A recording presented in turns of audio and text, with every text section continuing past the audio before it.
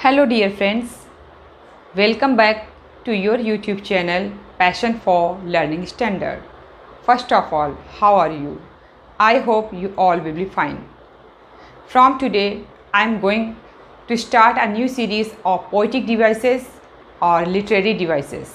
Literary devices are used in English literature, poems, drama, novel, etc. So let's start with its definition. Literary devices क्या हैं, इनके types क्या हैं, ये हम जानेंगे, लेकिन उससे पहले हम समझेंगे कि लिटरेरी डिवाइसेस की डेफिनेशन क्या है। उससे आपको पता चलेगा कि लिटरेरी डिवाइसेस का इम्पोर्टेंस क्या है हमारे लिटरेचर में। क्लियर? तो देखिए, literary devices are techniques that writers use to create a special effect in their writing to convey information or to help readers understand their writing on a deeper level. क्या समझे आप? Literary devices are techniques. Literary devices वो equipments हैं, वो techniques हैं जो क्या करते हैं, दैट राइटर्स यूज़, जो कि राइटर्स ऑथर्स यूज़ करते हैं। किस लिए यूज़ करते हैं? टू क्रिएट करने के लिए। क्रिएट करने के लिए क्या? आ स्पेशल इफ़ेक्ट, एक इम्पॉर्टेंट इफ़ेक्ट डालने के लिए। क्लियर? अपनी राइटिंग में एक इम्पॉर्टेंट इफ़ेक्ट डालने के लिए, जिससे कि रीडर्स उसको, उस कंटेंट को पढ़े और उसको इंटरेस्ट आए, वो इंटरटेन हो, और वो ये नहीं कि 2-4 लाइन पढ़ के छोड़ दे, उसका इंटरेस्ट इतना ज़्यादा इंक्रीज़ हो जाए कि जब तक वो पूरी थीम ना समझ ले वो उसको वाइंड अप ना करे। क्लियर? तो a special effect in their writing. Writing का मीनिंग क्या? राइटिंग का मीनिंग है आपका poems, poetry, novel, drama, satire, जो आपके satire, irony, metaphor, simile, alliteration, assonance, metonymy, euphemism, ये सारे आपके क्या हैं? लिटरेरी डिवाइसेस हैं जो कि टेक्स्ट में यूज़ किए जाते हैं। A special effect in their writing to convey information, यानी कि जो राइटर के माइंड में है, जो राइटर का मूड है, अपने जो इसके विचार हैं, थॉट्स हैं, वो इन्फॉर्मेशन कन्वे कर सके। किसको कन्वे कर सके? रीडर को कन्वे कर सके। और to help readers understand their writing. Writing का मीनिंग वही, जो कंटेंट, जो उसने अपने थॉट्स एक्सप्रेस किए हैं थ्रू हिज राइटिंग, वो उसको समझा सके। उसका मेन टारगेट, मेन पर्पज क्या है? अपनी बात को वो रीडर तक कन्वे कर सके ऑन अ डीपर लेवल। ये नहीं कि रीड ऊपर ऊपर पढ़ लिया, read between lines. Clear? Exam में आजकल क्या करते हैं, बहुत से बच्चे जो होते हैं ना, पढ़ते लिखते नहीं है, बस एग्ज़ाम टाइम करते हैं वो ऊपर ऊपर से पढ़ लेते हैं। कभी रीड बिटवीन लाइन का उनका कोई काम नहीं होता है। मल्टीपल चॉइस क्वेश्चन मिल जाए उनका, मतलब 100 नंबर का 100 मार्क्स का पेपर 10 मिनट में प्रिपेयर हो जाए, उनका टारगेट यही रहता है। तो वो रीड बिटवीन लाइंस नहीं पढ़ते हैं। रीड बिटवीन लाइन वो पढ़ते हैं जो थ्रू आउट पूरे साल मेहनत करते हैं। क्लियर? तो और to help readers understand their writing on a deeper level. Deeper level का मीनिंग होता है गहराई में समझना। क्लियर? बात कुछ है, यानी जो उसका फिगरेटिव मीनिंग है, या लिटरल जो वर्ड्स लिखे हुए हैं, वो लिटरल, सिर्फ लिटरल वर्ड का मीनिंग क्या होता है? जो शब्द हैं उनका अर्थ हमने समझ लिया, बट ऐसा नहीं होता है। ईडियम्स, फ्रेजेस की क्लास में मैंने समझाया था कि लिटरल मीनिंग और फिगरेटिव मीनिंग के बीच में मैंने डिफरेंस समझाया था। तो ये हमारे जो डिवाइसेस हैं, इनका फिगरेटिव मीनिंग होता है। Deeper level, literary devices are powerful tools. Literary devices क्या होते हैं? पावरफुल टूल्स होते हैं that must not be overlooked. क्योंकि ये पावरफुल टूल्स हैं, इसलिए ओवरलुक नहीं करना चाहिए। ओवरलुक का मीनिंग क्या? Scornful, ignore. हमें इग्नोर नहीं करना चाहिए कि बस ऐसा ही एक लेटर की तरह पढ़ लिया, हो गया, ख़त्म कहानी। उसके अंदर क्या क्या लिटरेरी डिवाइसेस यूज़ किए गए हैं, हमें उनको जानना है, पहचानना है, उनका मीनिंग क्या है, वो कितना इंपॉर्टेंस रखते हैं, ये हमें समझना है, जो कि हम समझेंगे। Must not be overlooked in story telling. Story telling में जितने भी लिटरेरी डिवाइसेस आए हैं, उनको हमें ओवरलुक नहीं करना है, उनको हमें ब्रश असाइड नहीं करना है। They highlight, who highlight literary devices? Literary devices highlight important concepts in a text. Text के इम्पॉर्टेंट कॉन्सेप्ट को क्या करते हैं? हाईलाइट करते हैं।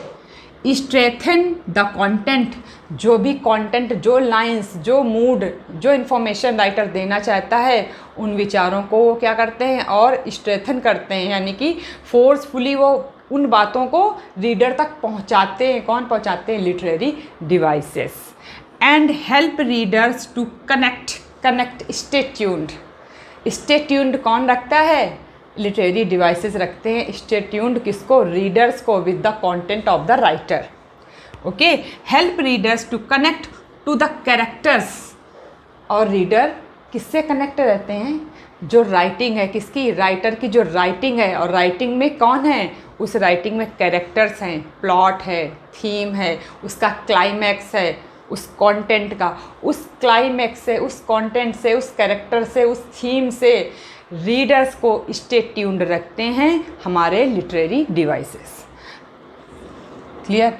इतना ज़्यादा मैंने इसलिए समझाया आपको, एक लाइन में भी बात पूरी हो सकती थी, लेकिन आखिरकार क्या भूमिका है?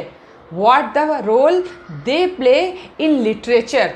दैट्स वाई इतना मैंने आपको डिफ़ाइन किया डेफिनीशन में। अब हम स्टार्ट करेंगे हमारे लिटरेरी डिवाइसेस। लिटरेरी डिवाइसेस तो बहुत सारे हैं, लेकिन आपको मैं वन बाय वन डेफिनीशन के साथ और अ लॉट ऑफ एग्जाम्पल के साथ आपको बताऊंगी लिटरेरी डिवाइसेस, जो आपको अब तक का जो आपको बहुत हार्ड, बहुत बच्चे बोलते हैं ये बहुत डिफ़िकल्ट लगता है मैम, लिटरेरी डिवाइसेस तो बिल्कुल भी समझ में नहीं आता। अब मैं इसको बिल्कुल ईजी बना दूंगा। Bed of roses. Okay, I will make it a bed of roses for you guys. Clear? तो आज का हमारा पहला लिटरेरी डिवाइस है एलिटरेशन। एलिटरेशन एक फिगर ऑफ स्पीच है। हम इसको समझेंगे, पहले इसकी डेफिनेशन को समझेंगे। डेफिनेशन से क्या होता है, हमें कोई भी चीज़ क्या होती है अच्छे से समझ में आती है, क्योंकि हम उसको अच्छे से डिफ़ाइन करते हैं। क्लियर? तो देखिए एलिटरेशन है क्या। Alliteration is a series of words. Alliteration क्या है? Series of words, group of words or phrases that all or almost all or almost all start with the same sound। Same sound से group of words में हर एक word जो है वो क्या होता है? सेम साउंड से स्टार्ट होता है। Same sound. These sounds are typically consonants. Alphabets में कितने लेटर्स होते हैं? 26। There are 26 letters in English alphabets, 5 vowels and 21 consonants. 21 consonants ये वही कॉन्सोनेंट्स हैं। Clear?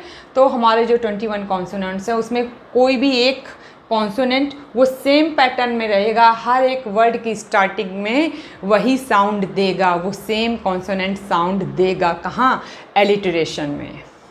Typically consonants to give more stress to that syllable.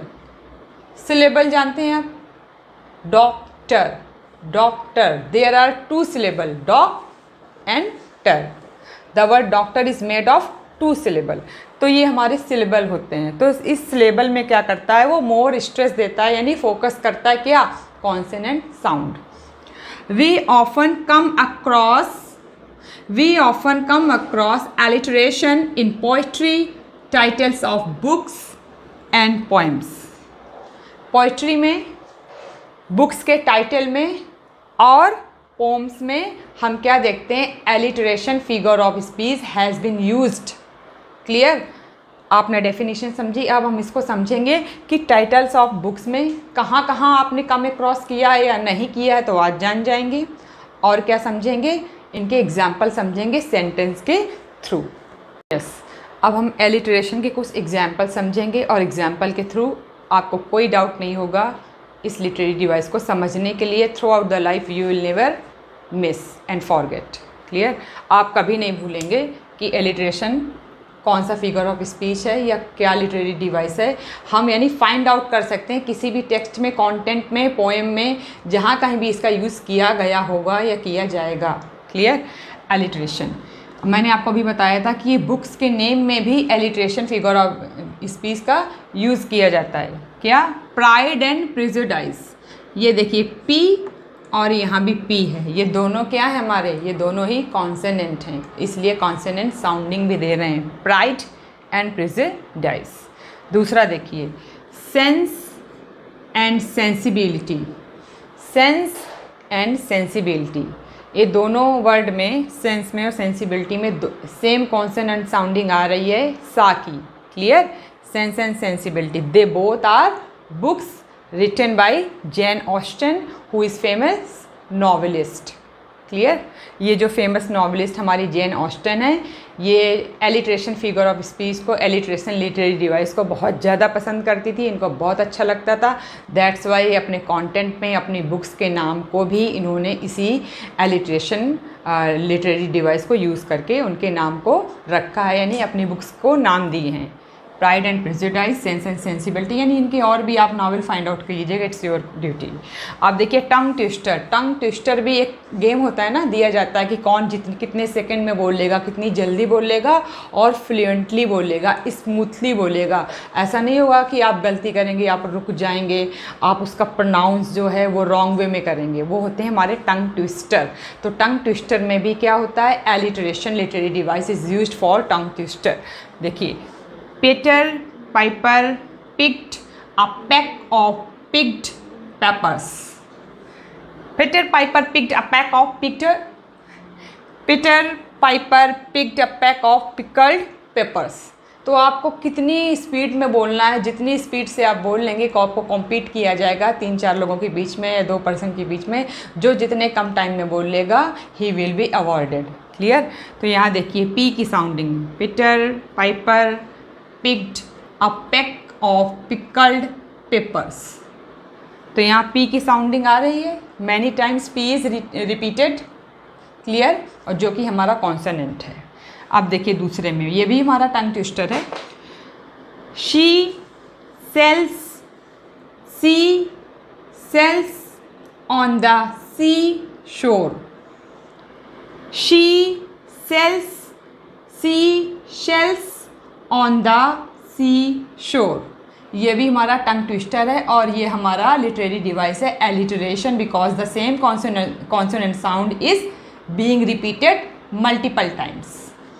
अब देखिए, 6 swans went swimming in the sea। क्या बताया था डेफिनेशन में, ऑल और almost all in a sentence, in a phrase क्या आएगा, सेम कॉन्सोनेंट साउंड। तो यहाँ देखिए 6 swans went swimming in the sea। Count कर लीजिए कितने बार आया है, 1 2 3 4। यहाँ देखिए 1 2 3 4 5 6, मल्टीपल टाइम्स, मल्टीपल ऑर्डर में। हमारा नेक्स्ट एंड लास्ट, गेली ओ गेली वी ग्लाइड एंड सिंग। गेली ओ गेली वी ग्लाइड एंड सिंग, आपको कुछ पता है, कुछ याद आ रहा? अगर आपने लिटरेचर पढ़ा होगा, पोएम्स पढ़ी होंगी, आपने गो थ्रू किया होगा तो ज़रूर आया होगा याद। ये सरोजनी नायडू हमारी जो पोइटेस हैं, ये उनके द्वारा कंपोस्ट की हुई पोएम है। तो उसमें जो पैल्की बेरर्स जो होते हैं वो ब्राइड को लेकर जाते हैं और क्या कहते हैं, गेली ओ गेली, यानी cheerfully, happily they went on। Clear? They moving on without any effort, smoothly। Clear? Glide, वो चलते जाते हैं उस पालकी को लेकर के आगे, दुल्हन की पालकी को लेकर आगे बढ़ते जाते हैं और ये गीत गाते जाते हैं, गेली ओ गेली वी ग्लाइड एंड सिंग। तो मुझे नहीं लगता कि आज को कोई डाउट होगा आपको एलिट्रेशन लिटरेरी डिवाइस को समझने में, क्योंकि डेफिनेशन में ही क्लियर कर दिया था और साथ के साथ इतने सारे examples, a lot of abundant examples आपको दिए हैं।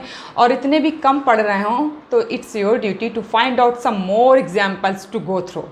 क्लियर? तो आज की क्लास में यहीं वाइंड अप करती हूँ, लेकिन आगे अभी बहुत numerous several kinds of literary devices हैं जिनको हम जरूर डीपली स्टडी करेंगे with lots of sentence, with lots of example. Please stay tuned for more updates.